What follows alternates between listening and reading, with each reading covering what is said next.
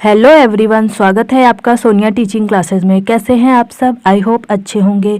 चलिए स्टार्ट करते हैं आज के वीडियो को। आज के इस वीडियो में मैं डिस्कस करने वाली हूँ रीट 2025 के लिए संस्कृत शिक्षण की मोस्ट इम्पॉर्टेंट विधि जो बहुत ज़्यादा पूछी जाती है, उसका नाम है नाटक विधि। इसमें मैंने नाटक विधि से संबंधित सभी इम्पोर्टेंट पॉइंट्स कवर किए हैं जो एग्ज़ाम के पॉइंट ऑफ व्यू से बहुत ज़्यादा इम्पॉर्टेंट है। तो चलिए बिना देरी के स्टार्ट करते हैं वीडियो को। फ्रेंड्स, वीडियो छोटी ही रहेगी, एक दो बार देख लेंगे तो आपको यह है नाटक शिक्षण विधि अच्छे से समझ में आ जाएगी। चलिए समझते हैं। नाटक काव्य का एक रूप है जो रचना श्रवण द्वारा ही नहीं अपितु दृष्टि द्वारा भी दर्शकों के हृदय में रसानुभूति कराती है। उसे नाटक या दृश्य काव्य कहते हैं। आपसे क्वेश्चन पूछा जा सकता है दृश्य काव्य किसे कहते हैं, तो किसे कहते हैं? नाटक को। इस तरह ध्यान रखिएगा। नाट्य शास्त्र में लोक चेतना को नाटक के लेखन और मंचन की मूल प्रेरणा माना गया है। यानी नाट्य शास्त्र में लोगों के प्रति जागरूकता फैलाने के लिए नाटक के लेखन और उसके मंचन यानी उसे करके दिखाने को मूल प्रेरणा माना गया है, जागरूकता फैलाने के लिए। ध्यान रखिएगा। अगला देखिए, नाटक शिक्षण का उद्देश्य क्या है? उद्देश्य है संस्कार शिक्षणम, यानी नाटक शिक्षण का उद्देश्य होता है संस्कार का शिक्षण करना। कैसे? जैसे आप कोई नाटक देख रहे हैं तो उसमें कुछ अच्छी बातें सीख रहे हैं, कुछ बुरी बातें सीख रहे हैं, और या फिर आप कोई नाटक कर ही रहे हैं तो उसमें भी कुछ अच्छा सीख रहे हैं, कुछ बुरा सीख रहे हैं, कुछ नई नई चीज़ें सीख रहे हैं, कुछ अच्छे संस्कार सीख रहे हैं। तो इसीलिए इसके उद्देश्य में मोस्ट इम्पॉर्टेंट है संस्कार शिक्षण। नाटक में पात्रों द्वारा संस्कृति शिक्षण तथा संस्कार शिक्षण करवाना, अवरोह आरोह पूर्वक वार्तालाप तथा अभिनय की क्षमता प्रदान करना, इसलिए इसका उद्देश्य संस्कार शिक्षण है। देख लीजिए, कल्पना चिंतन विवेचन तथा निरीक्षण शक्ति का विकास करना, इसलिए इसका उद्देश्य है संस्कार शिक्षणम। ध्यान रखिएगा। आपसे क्वेश्चन पूछा जा सकता है नाटक शिक्षण विधि का उद्देश्य संस्कार शिक्षणम क्यों है, तो इन सब के लिए है, ध्यान रखिएगा। अगला देखिए, भरत मुनि के अनुसार नाटक शिक्षण के 3 उद्देश्य हैं। आपसे क्वेश्चन पूछा जा सकता है भरत मुनि के अनुसार नाटक शिक्षण के कितने उद्देश्य हैं, तो 3 उद्देश्य हैं। कौन कौन से? हितोपदेश जननम, विश्रांति जननम, विनोद जननम। ये भरत मुनि के अनुसार नाटक शिक्षण के उद्देश्य हैं। हितोपदेश जननम यानी समाज को कल्याणकारी उपदेश देना। जैसा कि मैंने अभी आपको बताया, मान लीजिए आप एग्जाम्पल समझिए, आप बाल विवाह नाटक का मंचन कर रहे हैं तो आप क्या समाज को उपदेश दे रहे हैं ना कि बाल विवाह नहीं करवाना चाहिए, इसकी बहुत सारी बुराइयां हैं। इसलिए विश्रांति जननम, समाज को शांति प्रदान करना। तो बाल विवाह वाला जब आप नाटक कर रहे हैं तो उससे समाज को समझ में आएगा ना कि इसमें कितनी सारी बुराइयां हैं, तो समाज में थोड़ा शांति होगी। विनोद जननम, सभी का मनोरंजन करना। जैसे हास्यात्मक नाटक होते हैं तो उससे क्या, उससे सभी को मनोरंजन होता है ना, आप लोग स्वयं भी तो देखते होंगे। तो इस तरह ध्यान रखिएगा। ये भरत मुनि के अनुसार नाटक शिक्षण के उद्देश्य हैं। अगला देखिए, कुछ और सामान्य उद्देश्य देखिए। इस विधि में विद्यार्थी शिक्षक के द्वारा बनाई गई निश्चित रूपरेखा के आधार पर रंगमंच पर अभिनय करते हैं। नाटक से बालकों में ज्ञानात्मक, भावात्मक एवं क्रियात्मक उद्देश्य की प्राप्ति होती है, यानी तीनों प्रकार के उद्देश्य प्राप्त होते हैं। यानी नाटक के माध्यम से बालकों का सर्वांगीण विकास होता है। इस विधि से प्राप्त ज्ञान अधिक स्थायी होता है। अधिक स्थायी क्यों होता है? क्योंकि इसमें 2 ज्ञानेंद्रियां सक्रिय रहती है। एक कौन? एक तो हो गया नेत्र, एक हो गया नेत्र और एक हो गया कर्ण यानी कान। कर्ण यानी कान।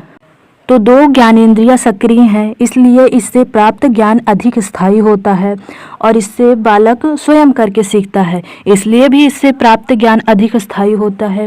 यह विधि उच्च प्राथमिक स्तर तथा माध्यमिक स्तर पर अधिक उपयोगी है। पॉइंट इंपॉर्टेंट है, आपसे क्वेश्चन पूछा जा सकता है नाटक शिक्षण विधि किस स्तर पर अधिक उपयोगी है, तो उच्च प्राथमिक स्तर पर है। ध्यान रखिएगा, यानी प्राथमिक स्तर पर नहीं है, उच्च प्राथमिक स्तर पर है और माध्यमिक स्तर पर है। प्राथमिक स्तर पर यह विधि कम उपयोगी होगी, तो ध्यान रखिएगा। अगला देखिए, यूरोपियन नाटककारों ने नाटक में 6 तत्व बताए हैं। कौन कौन से तत्व हैं? कथा वस्तु यानी विषय वस्तु, उद्देश्य, पात्र, संवाद यानी डायलॉग, शैली, परिस्थिति, ये सब नाटक के तत्व हैं, ध्यान रखिएगा। यूरोपियन नाटककारों ने बताया है। कौन कौन से हैं? कथा वस्तु, विषय वस्तु, उद्देश्य, पात्र, संवाद, शैली, परिस्थिति, ये 6 हैं। अगला देखिए, भारतीय नाटककारों ने 3 तत्व बताए हैं। जहां यूरोपियन नाटककारों ने 6 तत्व बताए हैं, वहीं भारतीय नाटककारों ने 3 तत्व बताए हैं। कौन कौन से? विषय वस्तु यानी कथा वस्तु, नायक यानी पात्र और रस, ये 3 तत्व भारतीय नाटककारों ने बताए हैं। अगला देखिए, नाटक शिक्षण की विधियाँ, ये मोस्ट इम्पॉर्टेंट है, इसे आप जरूर याद रखिएगा। कौन कौन सी हैं? आदर्श नाट्य विधि, व्याख्या विधि, रंगमंच अभिनय विधि, कक्षा अभिनय विधि और समवाय विधि। चलिए अब इन विधियों को थोड़ा विस्तार से समझते हैं, जिससे आपको एग्जाम में पहचानने में आसानी रहे। अगला देखिए, आदर्श नाट्य विधि। देखिए इसमें क्या होता है। इस विधि में नाटक में आए सारे पात्रों का अभिनय स्वयं शिक्षक ही करता है। आदर्श नाट्य विधि है तो इसमें शिक्षक ही अभिनय करेगा, ध्यान रखिएगा। पात्रों के अनुकूल व भावानुसार आरोह अवरोह के साथ संवाद बोलकर अभिनय करता है। लेकिन इस विधि में छात्र मूकदृष्टा की तरह रहते हैं। व्याकरणात्मक तत्वों का ज्ञान भी नहीं हो पाता, क्योंकि छात्र जो है सिर्फ देख ही रहे हैं चुपचाप, तो उन्हें ज़्यादा ज्ञान इस विधि में नहीं होगा। इसमें शिक्षक ही सक्रिय रहता है, छात्र निष्क्रिय रहते हैं। अगला देखिए, व्याख्या विधि। इस विधि में अध्यापक नाटक के कथा वस्तु, चरित्र तथा गुण शैली आदि की व्याख्या करता है।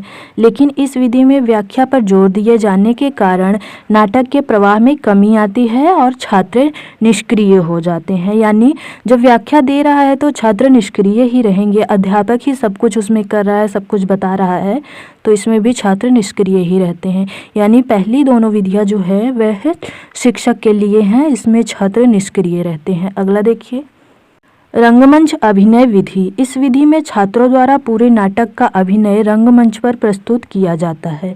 इस विधि में छात्र सक्रिय रहते हैं। इससे छात्रों में संस्कार शिक्षण होता है, जो कि नाटक का मुख्य उद्देश्य है। नाटक का मुख्य उद्देश्य क्या है? संस्कार शिक्षण। लेकिन यह विधि बहुत खर्चीली है। प्रत्येक नाटक को रंगमंच पर प्रस्तुत करने के साधनों का अभाव विद्यालयों में होता है। आपसे क्वेश्चन पूछा जा सकता है, नाटक शिक्षण विधि की कौन सी विधि है जो खर्चीली है, तो कौन सी है? रंगमंच अभिनय विधि। ध्यान रखिएगा, इस तरह क्वेश्चन बनते हैं। अगला देखिए, कक्षा अभिनय विधि। इस विधि में देखिए क्या होता है। 40 मिनट के कालांश में नाटक के इस पाठ का अभिनय हो जाता है। यानी 40 मिनट के कालांश में एक नाटक का एक पाठ का अभिनय कर लिया जाता है। क्योंकि ये कक्षा अभिनय विधि है तो कक्षा कितने समय की होती है? 40 मिनट की होती है, तो इसलिए एक नाटक 40 मिनट में ख़त्म हो जाना चाहिए। छात्र उतार चढ़ाव भावनाओं के साथ संवाद का वाचन करते हैं। इस विधि में रंगमंच, दृश्य परिवर्तन, मंच सज्जा तथा पात्रों की वेशभूषा आदि पर कोई ध्यान नहीं दिया जाता। क्योंकि यह कक्षा में हो रही है तो इन सब पर ज़्यादा ध्यान नहीं दिया जाता। यह विधि निम्न माध्यमिक कक्षाओं के लिए सर्वोत्तम मानी गई है। इस विधि के द्वारा छात्रों को वार्तालाप करने का प्रशिक्षण मिल जाता है, साथ ही रस भी उत्पन्न होता है और मनोरंजन भी मिलता है। यानी यह नाटक की शुरुआती विधि है, तो इसलिए इसमें छात्रों को बहुत सारा ज्ञान मिल जाता है। अगला देखिए, समवाय विधि। यह क्या कहती है? देखिए, उक्त सभी विधियों का मिश्रण करके अध्यापक द्वारा नाटक शिक्षण करवाना समवाय विधि है। इसे नाटक शिक्षण की श्रेष्ठ विधि कहा जाता है। ध्यान रखिएगा, यह श्रेष्ठ विधि है। आपसे क्वेश्चन पूछा जा सकता है, नाटक शिक्षण की श्रेष्ठ विधि कौन सी है? तो कौन सी है? समवाय विधि। यानी इसमें सभी को सम्मिलित किया गया है। तो फ्रेंड्स, यह वीडियो यहीं पर समाप्त होता है। आपको यह वीडियो कैसे लगा कमेंट सेक्शन में ज़रूर बताइएगा। वीडियो पसंद आए तो वीडियो को लाइक कीजिए, अपने दोस्तों के साथ शेयर कीजिए और ऐसे ही इंटरेस्टिंग वीडियोस देखने के लिए चैनल को ज़रूर सब्सक्राइब कीजिए। फ्रेंड्स, अगर आप लोगों को इस वीडियो की PDF चाहिए तो टेलीग्राम चैनल का लिंक मैं डिस्क्रिप्शन में दे दिया है, आप लोग वहाँ पर ज्वाइन हो जाइए, PDF मिल जाएगी। थैंक यू फ्रेंड्स, मिलते हैं नेक्स्ट वीडियो में।